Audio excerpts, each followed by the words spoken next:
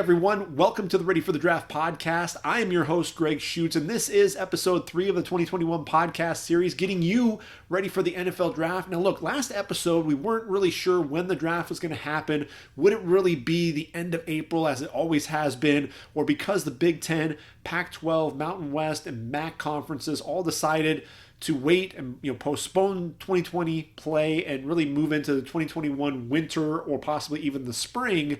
Would the NFL potentially move the draft date to possibly May or even June, considering you have all of these draft prospects from those 4 conferences? Well, things have gotten a little bit clearer in just 1 week, and I think now I can confidently say I think the NFL will go ahead and have their draft the end of April, and that's because the Big Ten came out and announced that they're ready to move forward with returning to play in 2020, the weekend of October 24th. Super excited that we're going to be able to see the Big Ten Conference play in 2020, and the Pac-12 really looking to follow suit. I think they're talking about around Halloween time frame, for the Pac-12. The USC players wrote to Governor Gavin Newsom there in California, looking to allow them to play. And Gavin Newsom, look, his response was, hey, there aren't any restrictions for you guys to practice and play. And similar sentiment there in Oregon as well. And so it looks like they're really moving forward in the Pac-12, looking to try to get out onto the football field. Now, look, they haven't been practicing, so I know there are concerns about the level of play, potential injuries and such, because they haven't really gotten to practice. Is October, the Halloween time frame, is that really going to be enough time for them to get up to speed? I think that's going to be the biggest concern right now for the Pac-12 conference, but the fact that they're talking about potentially playing in 2020 has to be exciting for all of these players. Look, you look at a guy like Shaun Wade, he came out just a few days before and said, I'm opting out. I'm going to go ahead and enter the draft because we're not playing in 2020. Now that the Big Ten has made their decision, they are going to play in 2020. Shaun Wade's reversed course and said, I'm going back to Ohio State. I want to challenge for a national title. And I think he can continue to improve his draft stock. I think he has something to prove. He's got a couple of other corners in there. Caleb Farley of Virginia Tech, Patrick Surtain out of Alabama, even Paulson Adebo out of Stanford, depending on what happens there with Pac-12 play. Shaun Wade coming back, I think he can really help himself and help his draft stock solidify himself as potentially the number 1 corner in the draft. I think his versatility can potentially set himself apart from some of these other guys. Farley's already announced that he's not playing in 2020. He's opting out. So there's another chance there for Shaun Wade to really make an impact. So in honor of the Big Ten making this decision, we're going to go ahead and take a look at some of the Big Ten players. We've already talked about them in episode 1 and episode 2. Some of the big name players, obviously Justin Fields is a name that comes to mind. The big receivers, Rashod Bateman, Rondale Moore, Chris Olave, Micah Parsons on defense. We've talked about some of the heavy hitters there in Big Ten play. Want to look at some of the other guys that you have to keep an eye out for as we move into the season next month. So we're going to go ahead. We'll take a look at the Big Ten players. Look, SEC play starts next week. So that's when we're going to take a look at the SEC. And hopefully by then we'll have a better picture of exactly what the target date will be for Pac-12.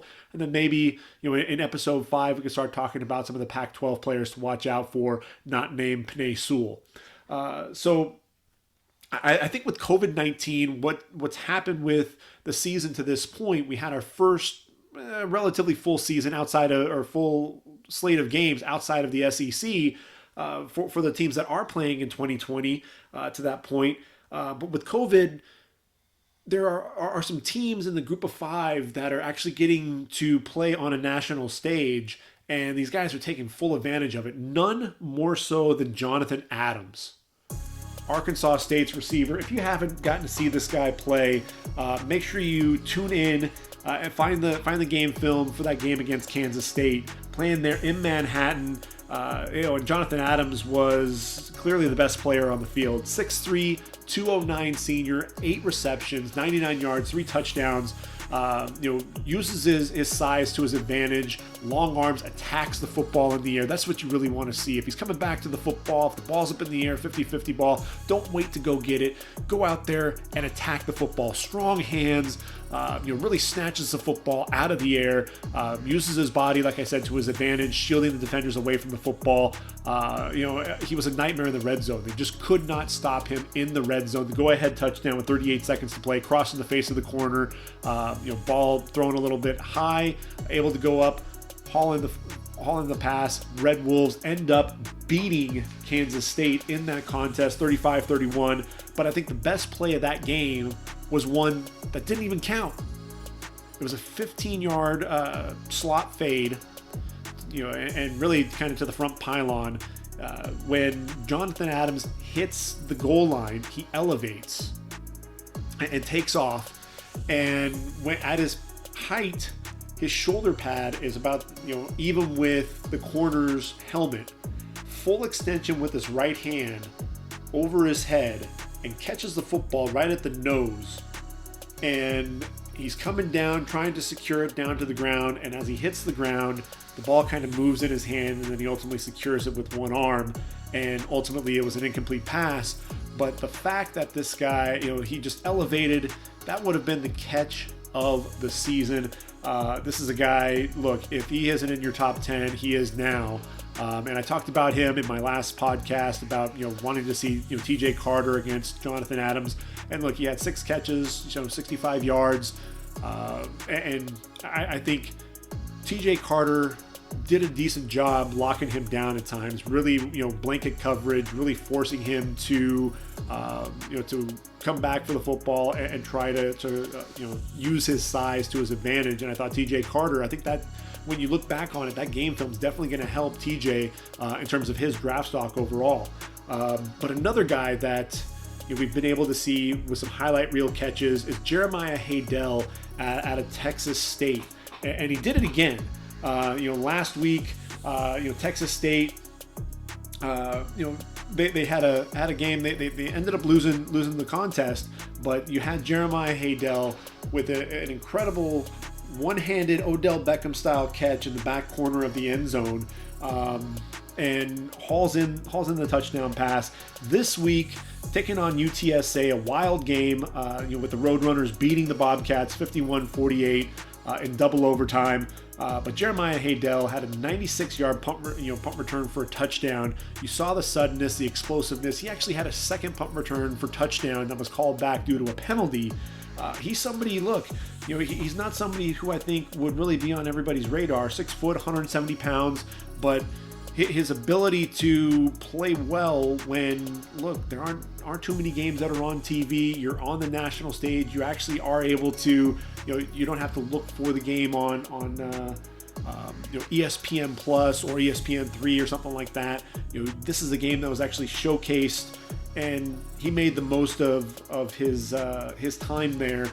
And he's somebody that now I think should be on NFL radars if he isn't already.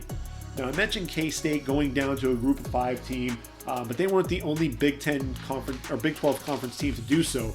Kansas also lost to Coastal Carolina Chanticleers, but then you have Iowa State losing to Louisiana.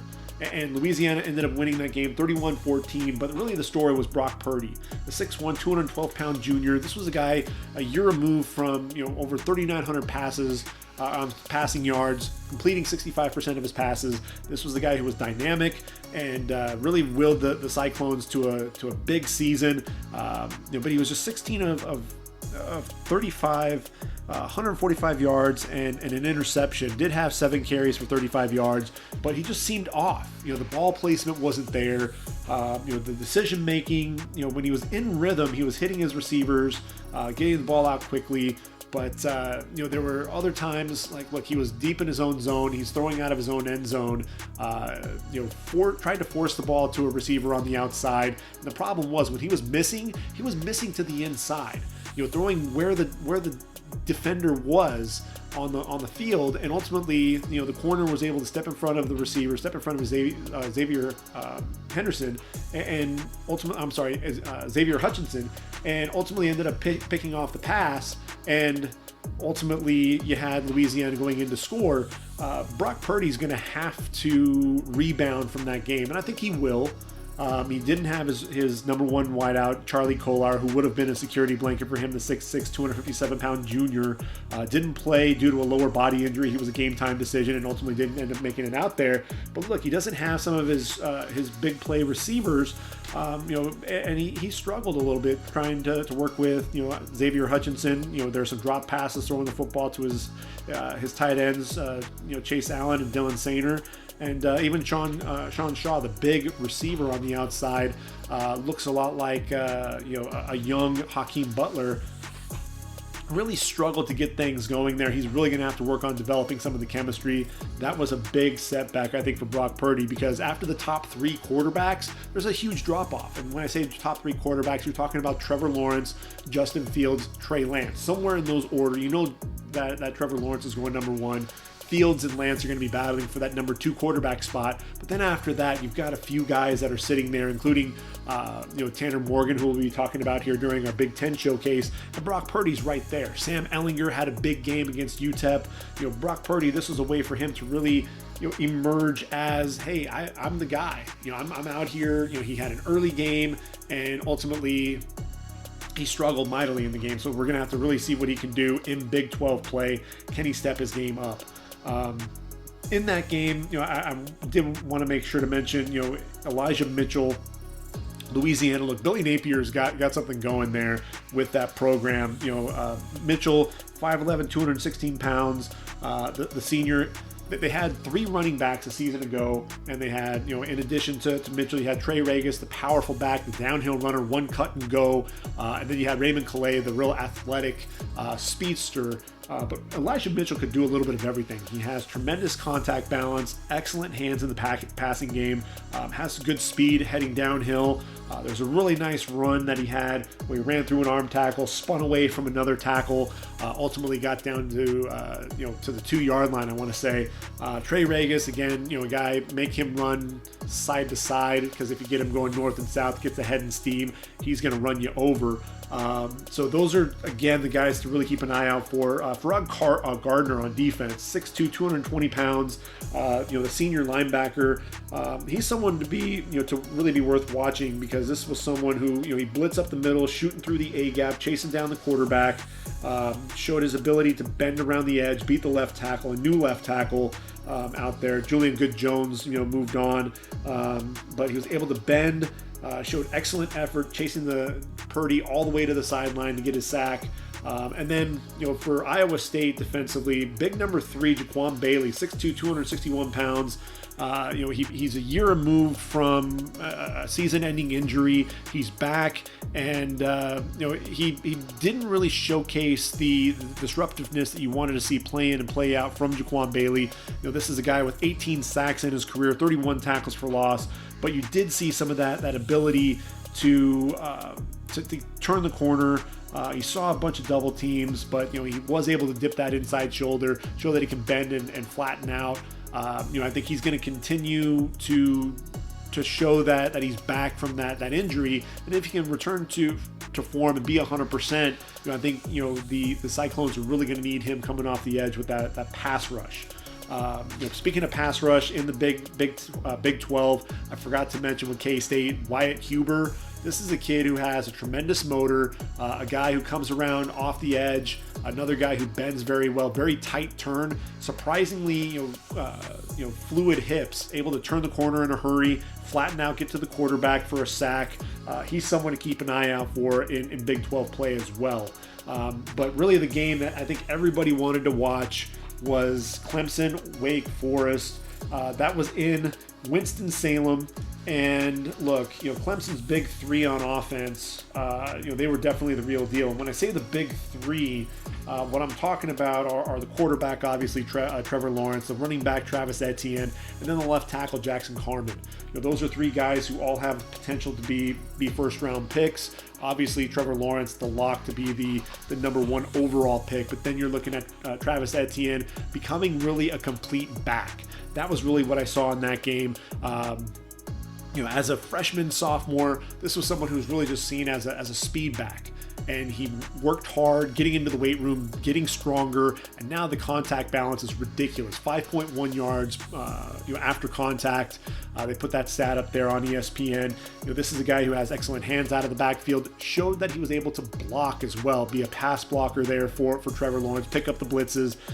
He's becoming a complete back, which is scary. And when you look at Chuba Hubbard and you look at Najee Harris, they're bigger backs than Travis Etienne. But I think the thing with Travis Etienne, I think he's a little bit more explosive than either of those guys. And the way that he's continuing to develop his game, I think Travis Etienne by the end of the season could end up being the number one running back in this draft class. Trevor Lawrence, look, this kid, probably the most hyped quarterback since Andrew Luck, and for good reason.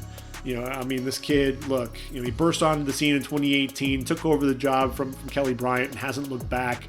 25-1 as a starter coming into the season with 66 touchdown passes, just 12 interceptions.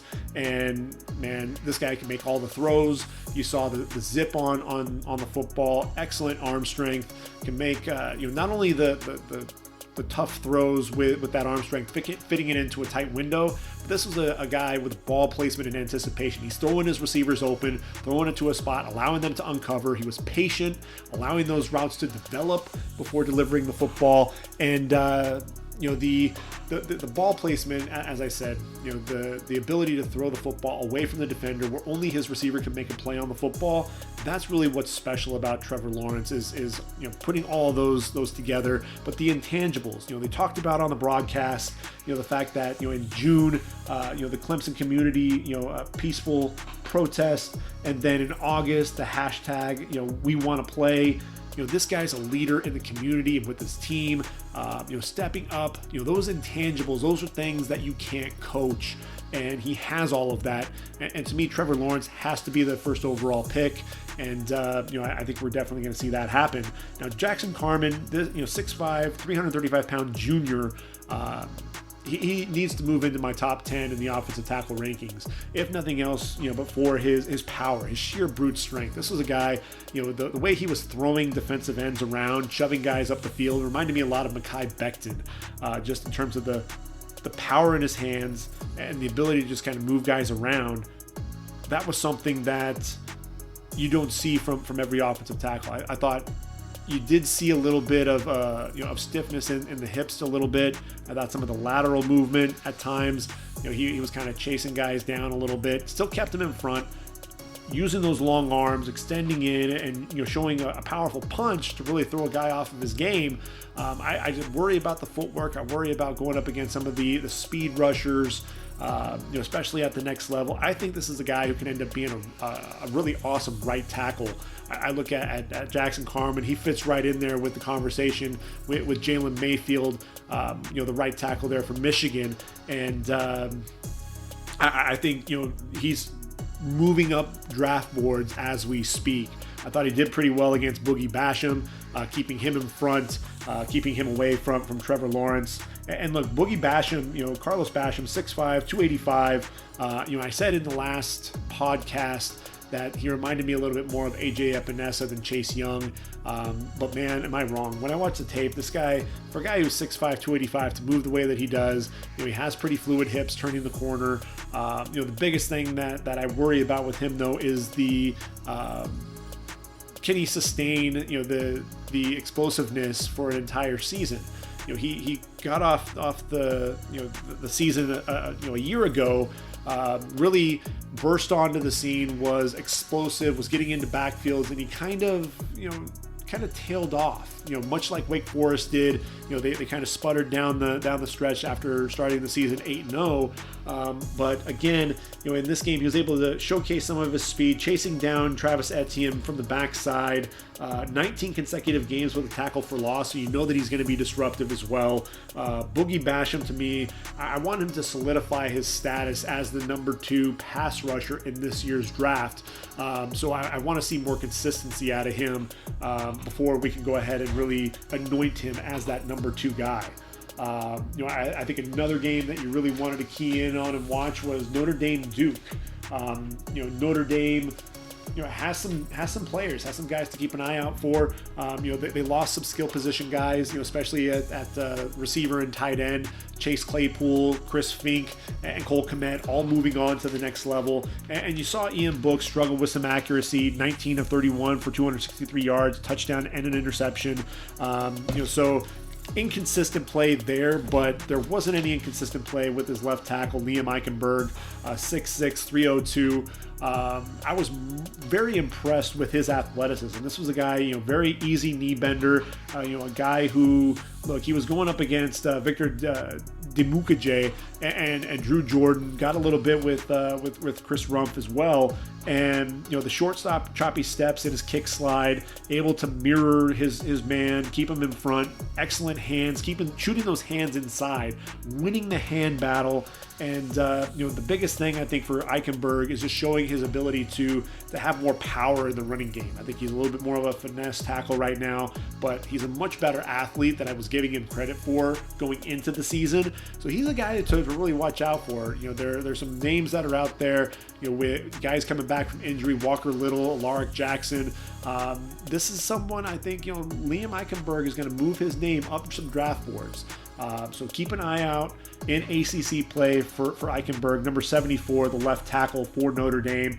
Defensively, for the Irish, look, Jeremiah Owusu-Koramoah does a little bit of everything, man. 6'2", 216 pounds, playing that rover position, and this was someone who was showing he could rush the passer. He was blitzing coming off the edge, bending around the corner, flattening out in a hurry, getting to the quarterback, got a sack, had a couple of tackles for loss, 9 tackles on the day as well. Was able to drop into coverage, read the quarterback's eyes, undercut routes, make plays on the football.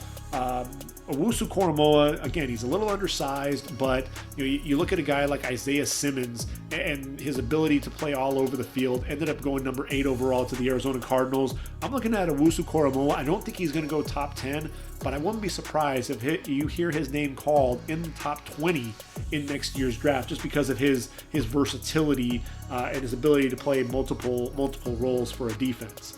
And then Chris Rumph for Duke, 6'3", 235. The redshirt junior. This was a guy who, when you're talking about speed rush, this is one of the more explosive pass rushers coming off the edge. I think he and Gregory Rousseau are probably the most explosive. Uses his hands very well. You'll see him use a variety of moves, whether it's a slap and rip, a quick arm over. Again, very explosive, looking to try to get up the field. I think where he lost some of his battles with the offensive tackles, he was trying to hand fight a lot. You saw him especially with the right tackle, Robert Hainsey. When he was hand fighting with Hainsey, Hainsey's a big physical dude at right tackle. He's somebody, if you put him in a zone blocking defense, zone blocking offense, a guy that can really be a powerful right tackle in the running game. I think he could be a successful tackle at the next level. Rumph, when he was winning, it was jumping, and getting off the ball in a hurry, that quick get off, and then that explosive speed and the natural athleticism coming off the edge. That's where he's got to win, because if he ends up getting engulfed by the offensive tackle, good luck. He's not getting off that block. But you saw him line up all over the field. He was on, shooting off both edges as a stand-up rusher, also lining up, shooting A-gaps. So they tried to move him all over the place. He's going to be a lot of fun to watch there for Duke in ACC play. Notre Dame wound up taking out Duke. Final score 27-13. Chase Bryce, the quarterback there at Duke, the transfer from Clemson, had a decent game. He's someone who I think, working with David Cutcliffe, a guy to keep, again, I keep saying a guy to keep an eye out for, but he is somebody who I think is going to continue to develop throughout the season. As we continue to move on and continue to look at some of these games, I look at Florida State. I see FSU here. For some reason I said Fresno State. It's actually Florida State. They lost to Georgia Tech. Mike Norvell losing the opener. And look, it wasn't because of the defense. They lost 16-13. It wasn't because of the defense. I thought the defense played very well. They had a couple of stretches there where they gave up a couple of plays. Asante Samuel Jr. definitely helped himself. The 5'10", 184 junior showed off the cover skills. But I think where he was at his best was in zone coverage. That's where he got both of his picks, really reading the quarterback's eyes. Quarterback would get into trouble, and he allowed those eyes to take him to the football. Jumping routes, driving quickly on the football, no wasted movement, picking off the pass, and then he showed an ability to return the interception after the play as well. So I think Asante Samuels Jr. absolutely helped himself. Marvin Williams, the 6'5", 305 defensive tackle, big number 21 for the Seminole defense. Up and down, I think even during that game, he's somebody, his motor runs hot and cold. You don't always see the explosiveness. I thought where he was at his best was at a 5 technique. They ran a lot of a 34 defense, and when they did that, Marvin Wilson was showing a quick get off. He showed some power in his hands and ability to turn the corner and then pressure the quarterback. You saw that happen quite a bit. He struggled to get off blocks at times as a 3 technique. The pad level was inconsistent. Wasn't always firing off the ball as quickly as he should. And look, I talked about it, ad nauseum. I think in last podcast and then last season, potential versus production. And I say that time and time again. I said that about Rashawn Gary when he, before he became the number 12 pick of the Packers. Is he ever going to live up to that billing? And that's the same thing with Marvin Wilson. You saw most of his production. If you go back and take a look at the production, 2 games is where he had most of his production and where he was making most of those plays behind the line of scrimmage. And then after that, he would disappear at times. You even saw, you're questioning the conditioning. Florida State ran a lot of guys out there. He was in a rotation. So you wonder, is that just a matter of, the coaches wanting to play a lot of guys, or are they truly worried about, Marvin Wilson's conditioning? We'll have to see as the season goes on. But he's a guy who can be absolutely disruptive, has a really quick arm over off the ball, shoots, the A-gap, getting into the backfield, pressuring the quarterback. This guy's a vocal leader. I think, off the field, this is someone that you definitely want to have on your football team in your locker room. I just want to see the, consistent effort out on the field, play in and play out. I think that's really where I want to see what Marvin Wilson can bring to the table. I think he's still the number 1 defensive tackle at this point, but he's going to have to continue to step up. I'll give you a name that nobody's really going to be talking about right now, but I thought really held his own against Marvin Wilson, and that's Jack DeFore, the left guard out of Georgia Tech, 6'4", 305. Really stayed low with a really wide base, able to anchor, shot his hands inside on Marvin Wilson. When he was able to do that, he was able to stand him up. I think the Ole Miss transfer definitely helped himself. I think as did Jalen Camp, the big 6'2", 220-pound senior receiver, only played in 4 games a season ago, but showed his ability to move for a guy that big. Look, they talked in the broadcast, 30 reps, 225 pounds in the bench press, 20-inch biceps. This guy is huge, man beast, and was able to showcase some a little bit of speed as well. I thought Janarius Robinson showed some nice speed coming off the edge for the Seminoles, 6'4", 258, big number 11. You always saw him around the football. Wasn't making a ton of plays, but a guy who just always seemed to be around the football. Both he and Marvin Wilson blocking kicks, able to shoot gaps, get big, long wingspan for this guy that he really used to his advantage. I think Janarius Robinson, if he could just make some plays and really get home, he's the guy who just seems to be kind of around the football, pressure you a little bit. You really want to see him start making some plays behind the line of scrimmage, and hopefully that'll come here in ACC play. I'll give you one name who's kind of a budding star, and that's number 98 for Georgia Tech, Curtis Ryans, 6'5", 265, the redshirt sophomore. Look, when he was smelling blood in the water when the right tackle, Deontay Love-Taylor, went down to injury. Chaz Neal, the backup, comes in, and man, he just whooped this poor kid. Showed a real quick burst coming off the ball, swat and rip, coming around the edge, then ends up swatting the ball as he was bringing down the quarterback for a forced fumble. Ultimately led to a go-ahead field goal there that ultimately ended up winning the game for the Ramblin' Wreck. Quarterback was scrambling, and on another play, it was a fourth and 3 play, chased him down backside, able to force the ball free again. Georgia Tech wound up recovering, but it didn't even matter because he tackled him shy of the first down. He's somebody to keep an eye out for, and look, he's 3 years removed from high school, so if he has a huge year like Gregory Rousseau, who opted out and is entering the draft, Curtis Ryans could be a guy that could rise up draft boards and be one of those guys that everybody's talking about. And look, I think Jeff Wilson has the Yellow Jackets going in the right direction. Mike Norvell, he needs to figure out that offense before Florida State can really make an impact there in ACC play, in my opinion. And then finally, we have to move on to Texas. There are a couple of guys here that I really wanted to watch play. Sam Ehlinger, obviously the quarterback, 6'3", 225 pounds, always known as a gamer. Look, you look at his stats, he's number one active, leader for FBS in a number of stats: total yards, pass touchdowns, total touchdowns responsible for, very gritty player. This is a guy who just loves the game, loves football, and actually had Jordan Whittington out on an end around, and he was the lead blocker for his receiver, trying to help him pick up extra yards. Really made a lot of really good decisions in this game. Very first play of the game, receiver runs a slant, and he hits the guy in stride, and ultimately allows Joshua Moore to take off for a 78-yard touchdown to begin the game. Texas ends up winning 59-3 over UTEP. We kind of knew that was going to happen, but you look at what Ehlinger did: 25-33, 426 yards, 5 touchdowns. A big key there: no interceptions, no real. The only questionable decision, he was trying to escape the pocket, and while on the move, happened to see Tarek Black coming back for the ball, ends up throwing the ball to Black there on the near side, probably about 5-6 yards out, and the corner jumps the route, nearly picks it off, and had he picked it off, it would have been a pick six. Instead, Tarek Black attacking the football and then ultimately getting down the field. I know Tarek Black, the Michigan transfer, hopefully he's finally healthy and able to make some plays out there. The big 6'3", 217-pound senior receiver. Samuel Cosme blocking there for Sam Ehlinger. Look, 6'7", 309. Easy mover, knee bender, very athletic. A guy who I thought stayed down and was able to keep his man in front of him. I think he's still my number 2 offensive tackle. What was interesting, though, was when you watched him in his kick slide, he had a lot of really long looping steps. And he didn't have the real quick, choppy steps where he was quickly able to mirror back and forth.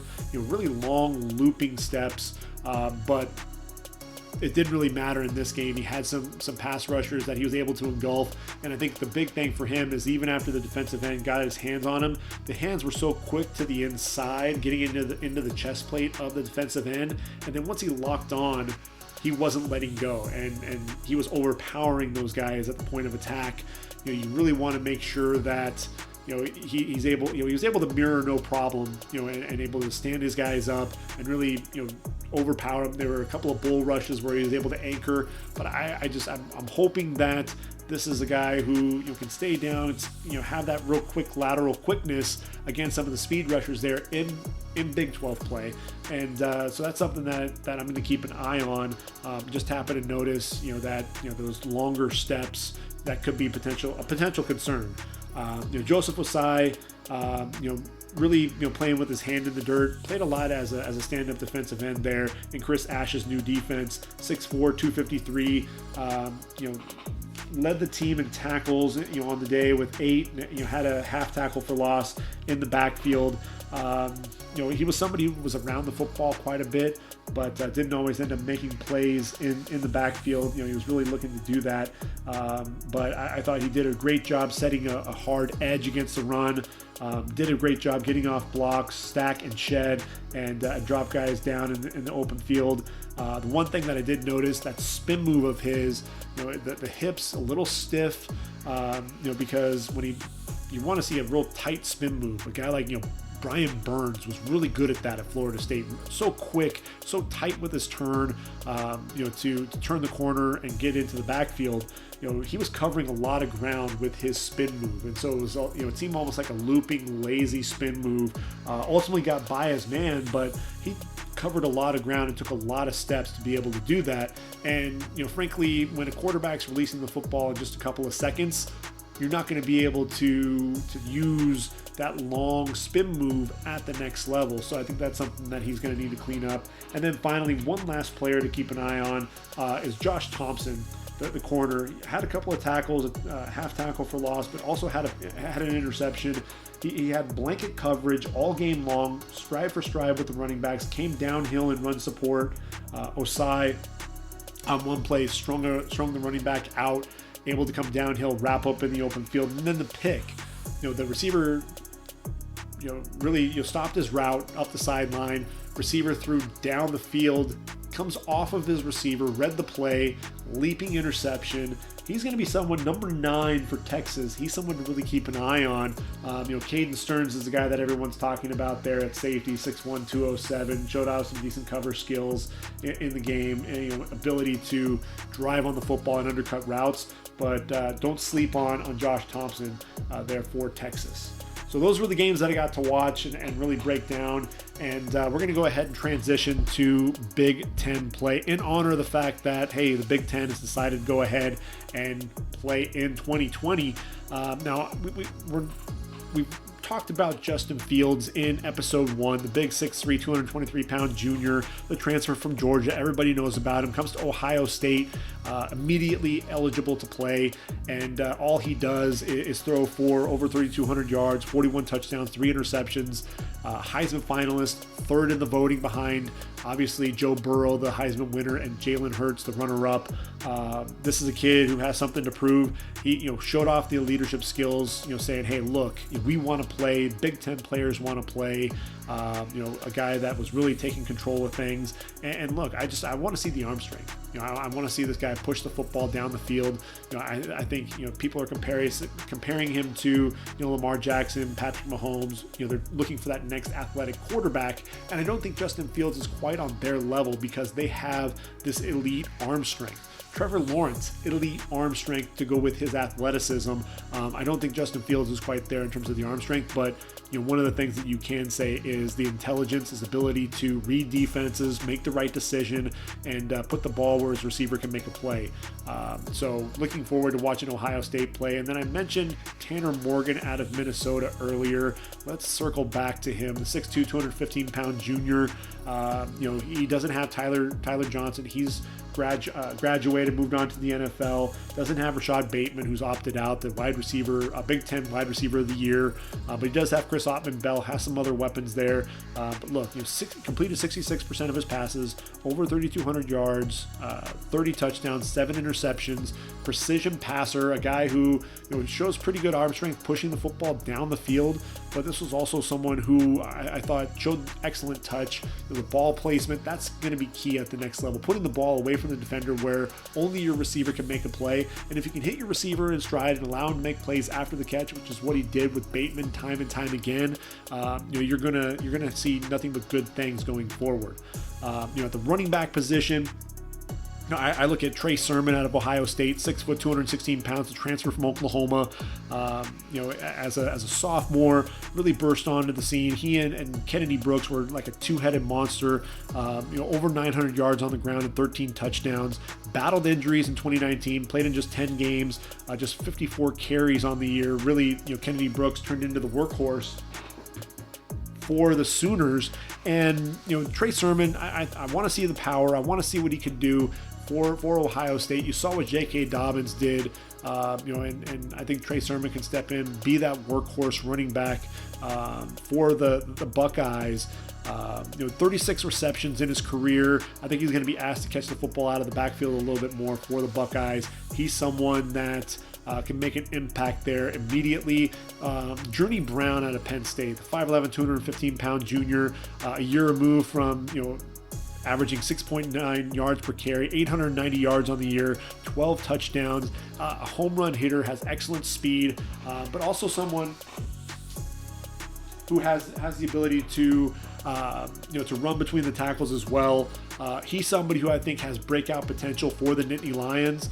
And then one other running back to keep an eye on there in Big Ten play. He's a junior as well, the 6'2", 231-pounder for the Indiana Hoosiers, Stevie Scott. And he's someone that I'm a big fan of. As a freshman, really burst onto the scene there in Bloomington, Indiana. Over 1,100 yards on the ground, 10 touchdowns. Big, physical, powerful back between the tackles. Had 42 receptions already in his career. Averages just 4.9 yards per carry. So he's somebody who is going to grind out and grind out a lot of yards. You want to see some more big, explosive plays from him. He's only a junior, so he could end up coming back. Would actually have 2 years of eligibility after this season because of COVID-19. So it'll be interesting to see what he does this year in Big Ten play. But I'm looking forward to seeing if he can rebound. Under 1,000 yards this past season. Really want to see if he can step up and take his game to the next level.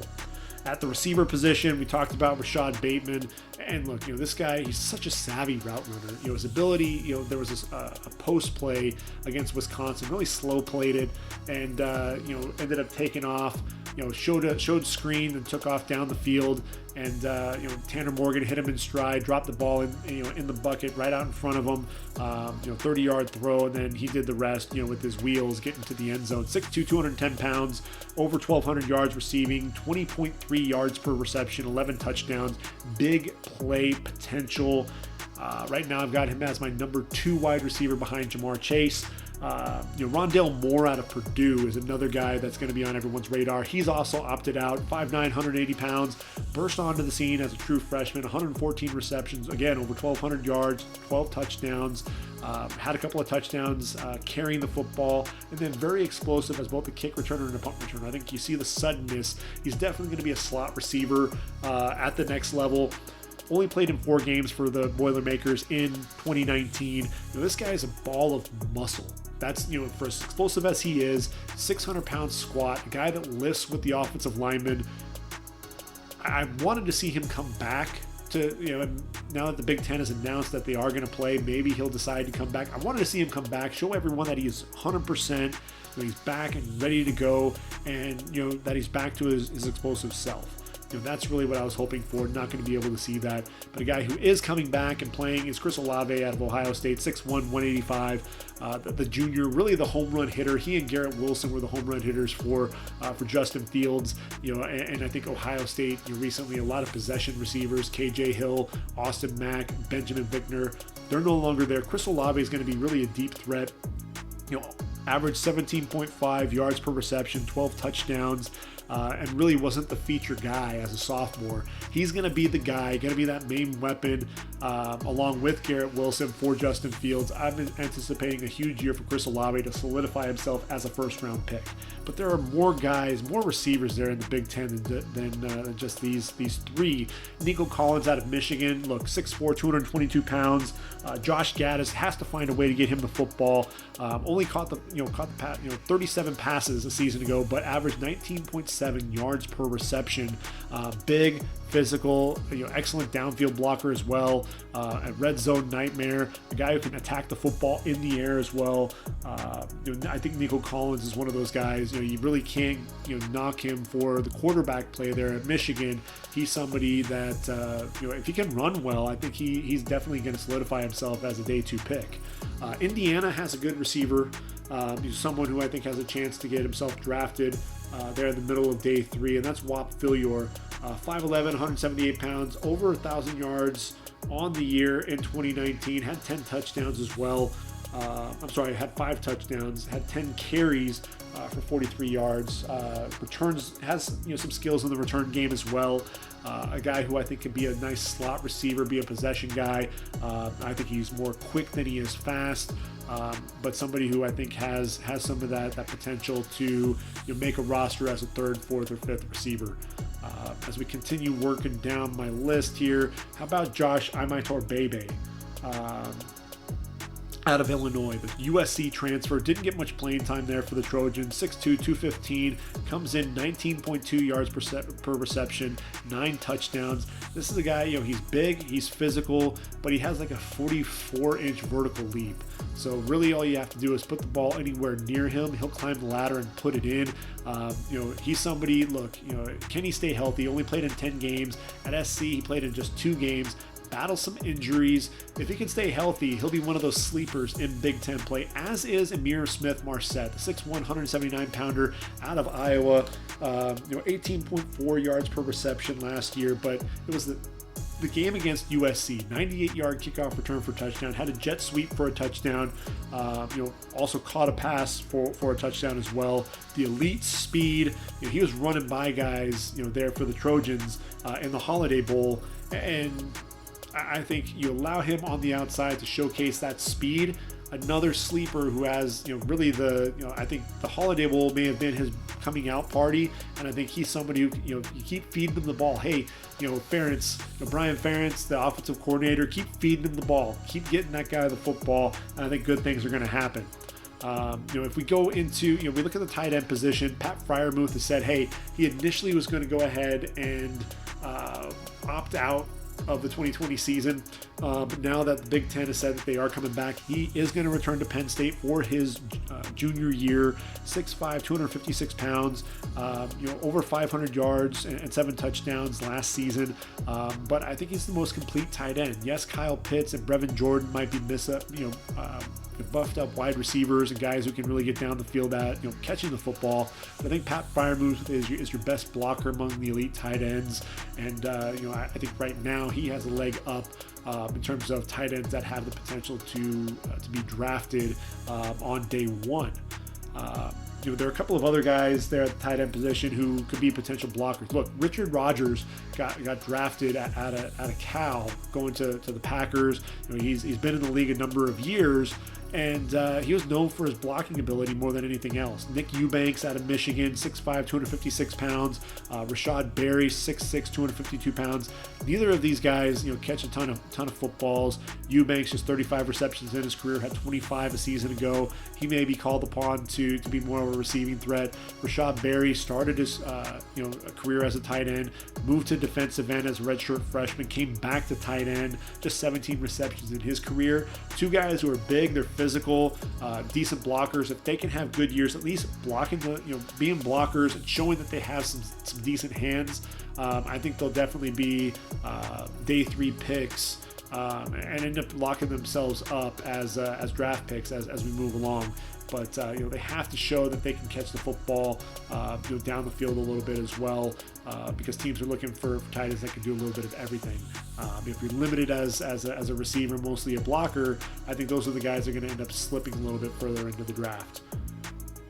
So now we jump into the trenches. I mentioned Jalen Mayfield out of Michigan, just started 13 games in his career, 6'5", 320 pounds. He's opted out. He's entering the draft. I thought there were times where he looked solid, against the guys like Chase Young. Other times where he got whooped by speed. I think he needs to stay on the right side, showcase his power in the running game, but I worry a little bit about him dealing with speed rushers. Same with Alaric Jackson, out of Iowa. A big 6'5" offensive lineman. He went down to injury. Tristan Wirfs had to move over to the left side, and then when Jackson came back and returned, he was a different guy. He was a step slow. He was struggling with the speed rushers. He has to show that he's 100% back from that injury in order for him to really move up draft boards.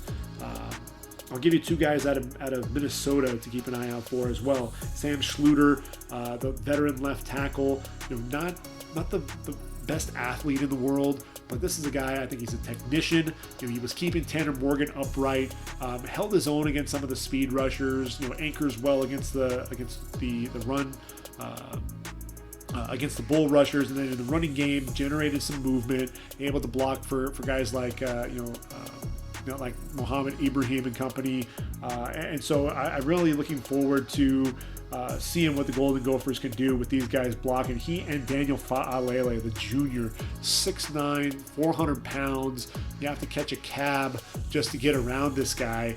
Surprising feat for a guy that big. You worry about speed rushers, but when you have a guy that's that enormous, people knocked Orlando Brown Jr. for his 40 time, but look, he's a starter at the next level.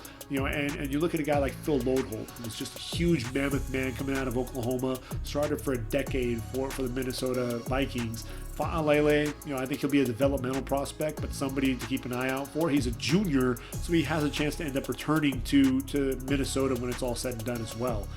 One tackle who I think is going to end up kicking inside, most likely to center. I think if he goes to center, he'll be the number one center taken, and that's Rashod Slater. They have him slated at 6'4", 308. He's actually probably about 6'3", shorter arms, 37 starts, very athletic, a guy who I thought really held his own against Chase Young and some of the other elite pass rushers there in the Big Ten. Veteran player, technician, but underrated athleticism. I think he's somebody, if you kick him inside to guard, he's in the conversation there with Wyatt Davis, Trey Smith, Elijah Vera Tucker. But I think if he moves to center, I think he ends up becoming the most athletic center and has an outside shot at round number 1. Looking at the guard position, you got Wyatt Davis is opted out of the draft. I think when you look at this group, it's going to be him and Trey Smith really battling it out to be that number 1 guard taken. The junior there, 6'4", 320 pounds, started every game there in his career for Ohio State. Big, physical, pretty athletic for a guard. He has a shot as well to be a first rounder. And then for Minnesota, they have Blaze Andrews. He's only a junior, but I thought it was worth mentioning Andrews just because he's that third guy that's really going to be blocking up front for Tanner Morgan, and that's where I still think Tanner Morgan is going to have a big year for the Golden Gophers. He's got a lot of veteran offensive linemen in front of him that are going to keep him upright in Big Ten play. So if we, the center position, you've got Josh Myers. He kind of took on a leadership role, outspoken about playing this season.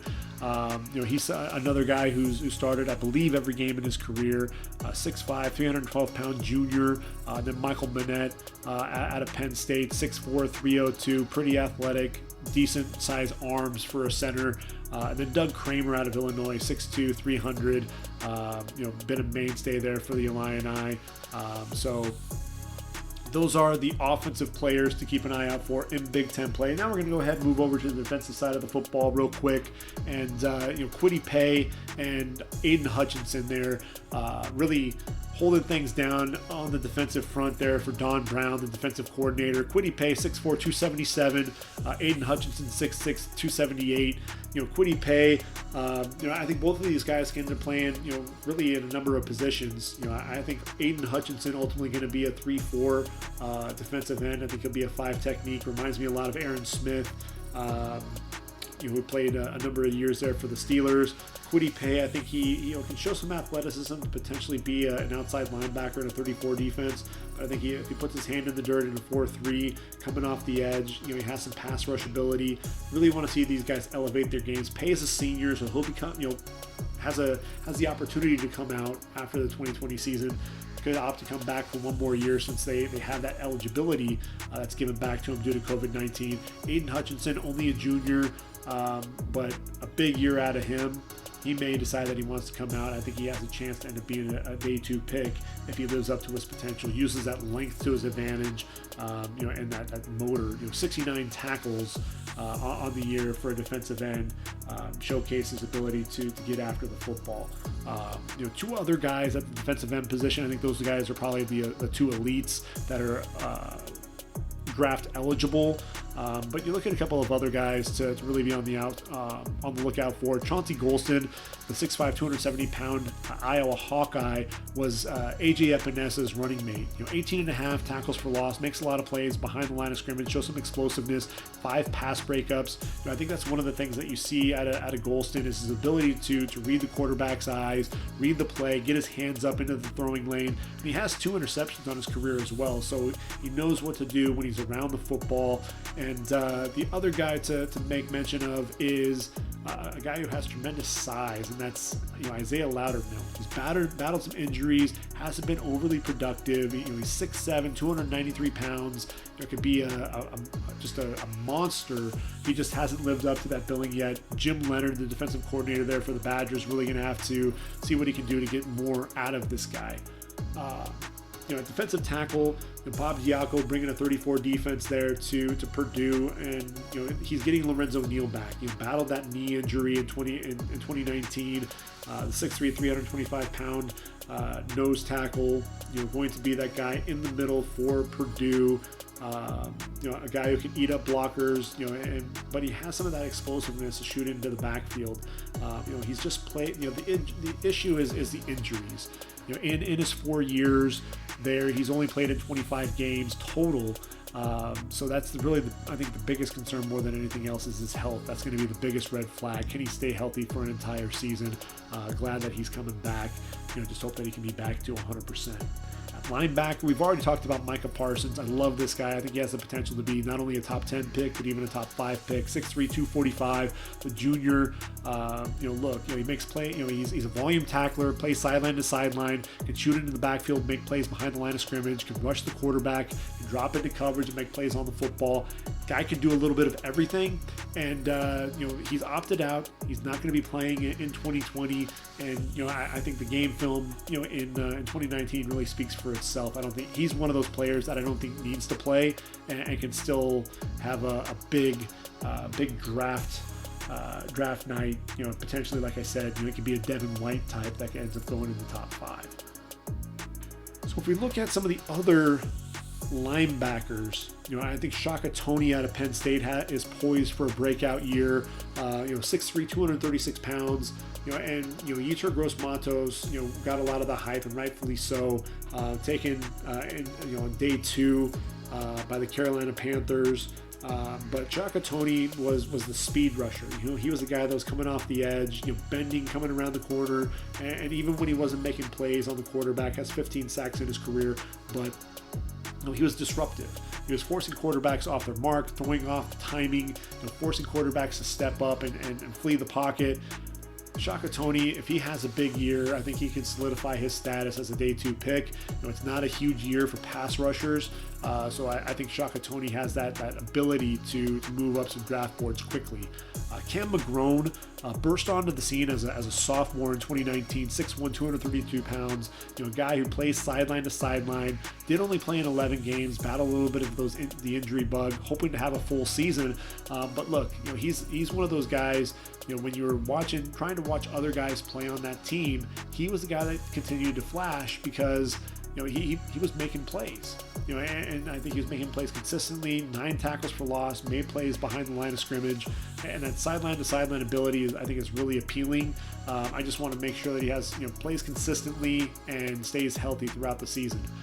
Antoine Simmons, Michigan State, 6 foot, 216 pounds, undersized linebacker, but a guy, I think that athleticism is really what jumps off the charts when you watch him play. 90 tackles a season ago, 15 tackles for loss, got after the quarterback a little bit, 3.5 sacks, drops into coverage, but I think the instincts, that's really what you saw. The 15 tackles for loss, he's shooting gaps, getting into the backfield, taking the right angles, understanding where the running back, is going, really reading and reacting, reading what the offensive linemen are doing, coming off the blocks, especially when an offensive lineman is pulling, shooting off the hip and getting into the backfield before the running back can get going.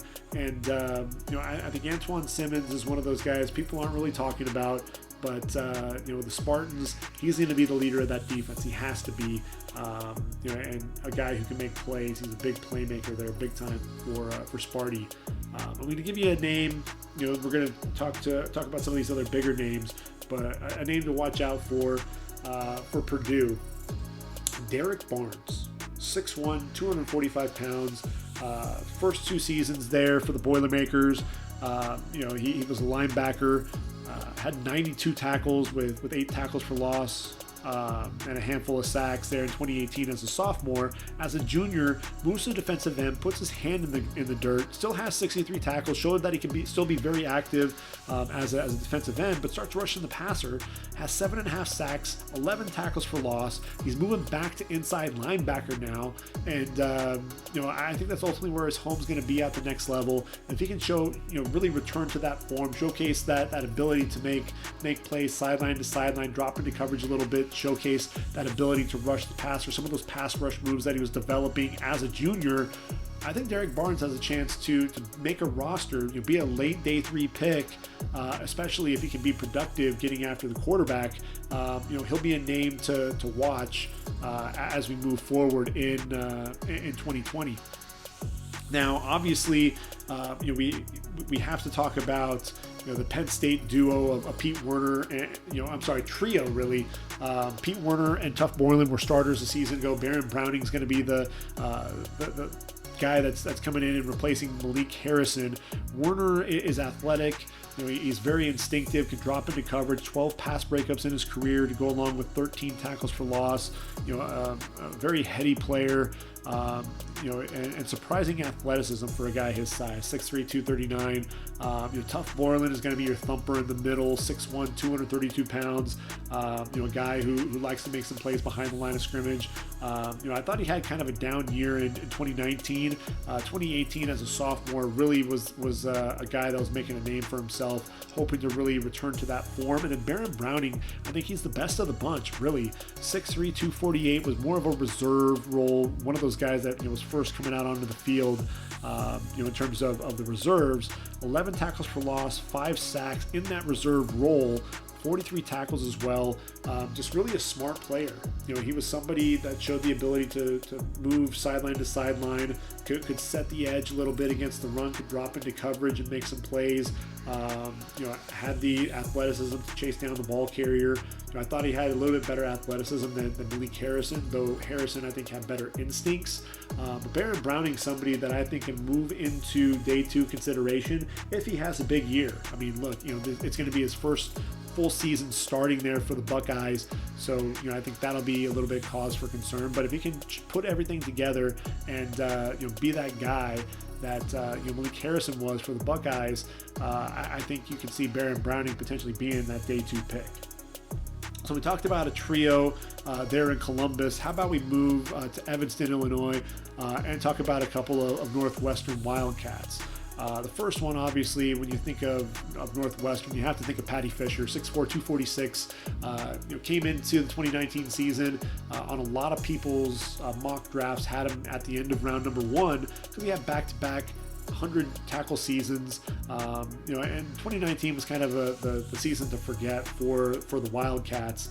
Still, with 315 tackles in his career, 20 tackles for loss, has 8 pass breakups, and really, that nose for the football. Not only the 8 pass breakups, but 9 forced fumbles in his career.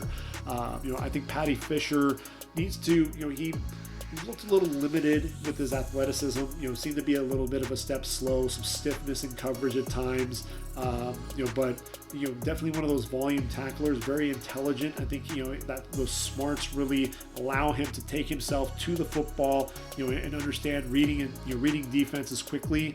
I want him to show a little bit more from an athleticism standpoint if he's going to really make it with some of these upper echelon inside linebackers. If he was the leader of that defense, I think Blake Gallagher, among the leaders there, in not only tackles but in interceptions. Yeah, 3 interceptions on the year, 6'1", 235 pounds, a year removed from 127 tackle season, had 7.5 tackles for loss. Athletic linebacker. I think he's another guy that's looking to rebound and have a big year there for the Wildcats as well.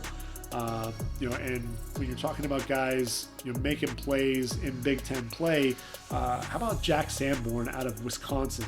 The junior has to replace the production of Zach Bond and Chris Orr, who combined for 32.5 tackles for loss and 24 sacks in 2019. Jack Sanborn himself, though, look, man, 80 tackles on the year, very active at the inside linebacker position, 9 tackles for loss, 5.5 sacks. Made a name for himself and ultimately solidified himself as a starter. Now he's looked at as the guy. He and Noah Burks are going to be the guys there at the linebacker position to really take things to the next level. He'll probably come back for one more year there for the Badgers. I think that would probably, because of some of the talent on the top end of this draft at the linebacker position, I think Sanborn, it would be in his best interest to return for one more year. But I think he's going to be somebody to continue to watch how he progresses and develops, because I think he's going to be one of those sleepers there in the Big Ten. One final name at the linebacker position is a transfer there to Illinois. Milo Eifler is 6'1", 225 pounds, transferred from Washington in 2017, and really had 1 year in 2019 there at Illinois. In those 13 games, had 63 tackles, 10 tackles for loss, 2 sacks. He's the leader of that defense now, and that's going to be a guy that you want to see what he can do as a senior, as an inside linebacker. What can Milo Eifler bring to the table? If Lovie Smith is going to want to have return to a bowl game or bowl status, I really don't know what's going to happen with the bowl games in 2020. But let's be honest, there may not be a bowl season, but if he wants to at least be bowl eligible, I think he's going to have a big year out of Milo Eifler there at linebacker. So let's see, what else do we have here? We're moving on to the cornerback position. When you look at the corners, obviously we talked about Shaun Wade and where he's at with his ability, but there are let's see, I actually have 4 other corners that I want to make sure that we talk about. The first is going to be Tarek Castro-Fields. Now look, you had Amani Oruwariye, you had John Reed, and now you have Tarek Castro-Fields. He's going to be the guy there in the secondary, 6 foot, 195 pounds. I think he has a chance to be a 3rd round pick when it's all said and done. Excellent ball skills, 18 pass breakups in his career, had a couple of picks last season. Instinctive corner, cover corner, likes to get physical at times, comes downhill, makes plays in the running game, 10 tackles for loss in his career as well. I think he's going to be the leader of that secondary for the Nittany Lions if they're going to make a run at Ohio State and some of the teams at the top. Castro-Fields is going to have to lock down Chris Olave. That's going to be a lot of fun to watch, seeing that matchup when they play the Buckeyes. Ambry Thomas out of Michigan, he's decided to opt out, 6 foot, 182. And Ambry Thomas, look, he's a solid corner, but I don't see him being, frankly, I don't have him in my top 10 at the corner position, and I don't know if he's going to come back. He's actually said that he's going to enter the draft, and if he is ultimately setting himself up for the draft, I don't see him being a day 2 pick. I think he'll ultimately be a day 3 guy, and he's just like the last couple of Michigan corners that we've had, Lavert Hill, David Long, very handsy corners, want to grab you a lot. So that's really the big worry that I have. A guy that, look, he had 3 interceptions a season ago, only 3 pass breakups. I think they're trying to throw the opposite side, throwing away from him, throwing after Lavert Hill a little bit. I'm still not sold on him.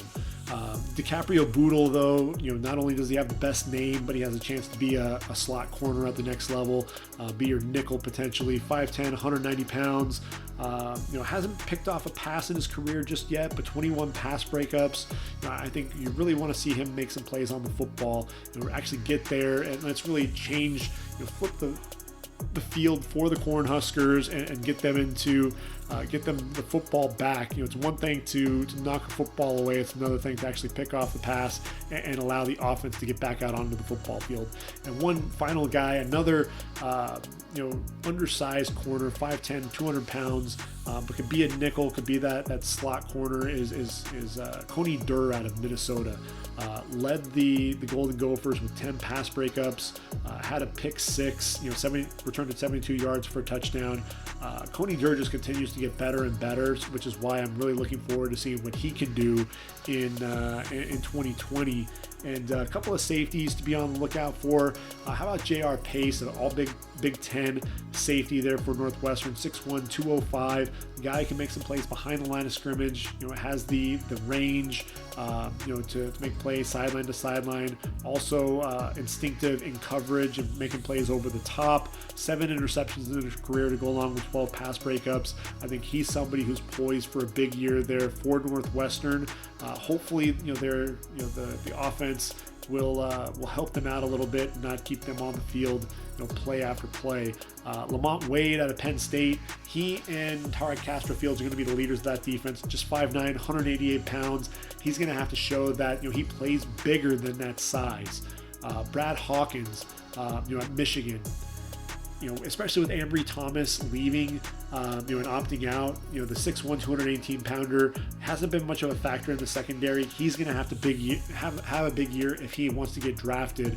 I'll give you a junior to really watch out for, another guy for Sparty, and that's Xavier Henderson, 6'1", 203. Every time he watched Michigan State play, in that secondary, number 3 was flashing. Finished with 83 tackles, a couple of interceptions, 5 pass breakups. An instinctive player, a guy who likes to play in the box a little bit, can drop into coverage some.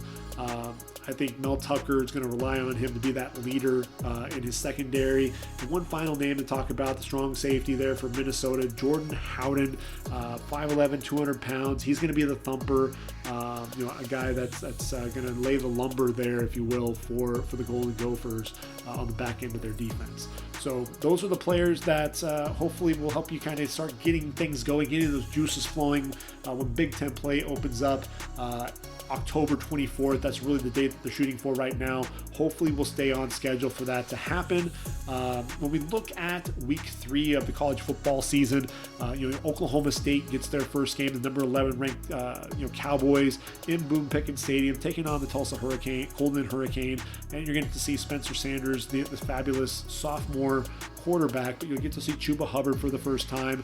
The explosive 2,000-yard running back, the speed there is evident with him. And then Tylan Wallace, in 2018 was a Biletnikoff Award finalist, has the leg injury in 2019. He's back to really showcase his skills and get his name back into the upper echelon of those receivers. Pittsburgh taking on Syracuse, number 25 ranked Panthers. Kenny Pickett and company on offense, and then defensively, obviously, I love Patrick Jones and Rashod Weaver, Paris Ford at safety. I think Pittsburgh ends up winning that game. Baylor versus Houston is going to be interesting. There in McLean Stadium in Waco. Notre Dame taking on South Florida. South Florida has a couple of corners in KJ Sales and Mike Hampton. Want to see what they can do against Ian Book, but I think Notre Dame gets it done there. Let's see, Georgia Tech coming home, Bobby Dodd Stadium. Atlanta's going to be rocking for the Yellow Jackets. They're taking on UCF, and Curtis Ryans, if he can have another big game, especially against the number 14th ranked Golden Knights, I think he's really going to put his name on the map and really have people watching for him. A game that's going to be that I think is actually going to be quite interesting. It's going to be on CBS in Huntington, West Virginia. Marshall and Appalachian State, 23rd ranked Mountaineers going to Marshall. Marshall has Brendan Knox, the running back, a guy who I want to see take the next step. The Conference USA Offensive Player of the Year. For Appalachian State, watch Thomas Hennigan, the receiver. I think he's one of those possession receivers, a guy that quarterbacks at the next level will fall in love with. I think the game of the day, though, is going to be Miami going to Louisville, seeing Mikael Cunningham and company there for the Cardinal. Scott Satterfield, the head coach, taking on Miami. What's going to be in store there? The number 17th ranked Hurricanes taking on Louisville there in Cardinal Stadium. Miami ultimately pulled away from UAB in the second half of the year. King running the offense for the Hurricane. I think I think Manny Diaz and company end up finding a way to get the job done. But we'll see how that all plays out. So those are some of the games I think that you'll want to keep an eye out for. Again, no SEC play in this weekend. They're going to start their season on the 26th. Alabama going to Columbia, Missouri, Faro Field. Get to see Mac Jones at quarterback, Najee Harris running the football, the two fabulous receivers, and Jalen Waddle and Devontae Smith. Those will be guys that we'll be talking about. Obviously, in Missouri they've got Nick Bolton at linebacker. I think a guy that can make plays at the next level. I think he'll be someone that we'll be talking about probably in the 4th round range. But a guy that he plays. He's a volume tackler, a guy that makes plays not only behind the line of scrimmage. He can drop into coverage a little bit. Really a 3-down linebacker there for the Tigers. We'll be talking a little bit more about the SEC and some of the players to watch for next week. So I think we can go ahead and call this podcast a wrap for now. And we'll go ahead next week. We'll do this all over again. For ReadyForTheDraft.com, this has been the Ready for the Draft podcast. I've been your host, Gregg Schutze. Hope you've enjoyed the content. Stay along for the ride. It's going to be a fun one here in 2020. Take care, everyone. Have a great weekend. Stay safe. Wash your hands. Socially distance. And we'll do it all again next week. Take care, everyone. And I am out of here.